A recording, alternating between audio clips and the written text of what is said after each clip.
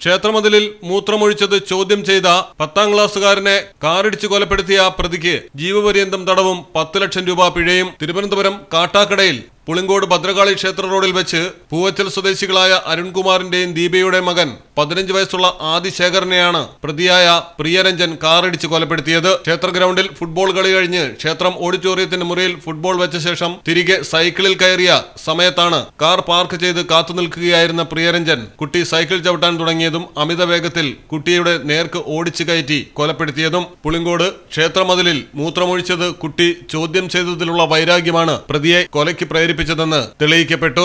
കുട്ടിയുടെ സുഹൃത്തുക്കളുടെ മൊഴിയും വിധിക്ക് നിർണായകമായി. മലയാളം ടെലിവിഷൻ, തിരുവനന്തപുരം.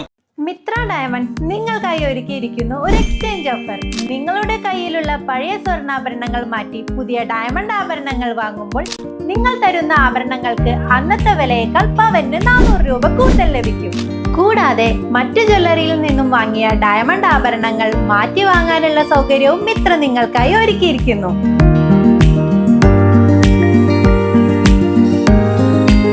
മാത്രമല്ല, ഞങ്ങളുടെ ഡയമണ്ടുകൾ മാറ്റി വാങ്ങുകയോ വിൽക്കുകയോ ചെയ്യുന്ന സമയത്ത് ഡയമണ്ടിന് നിങ്ങൾ വാങ്ങിയ വിലയിൽ ഒരു കുറവും കൂടാതെ തിരികെ നൽകും. മിത്ര ഡയമണ്ട്സ്, മാറുന്ന കാലത്തിന്റെ ആഭരണ സങ്കല്പങ്ങൾക്കൊപ്പം.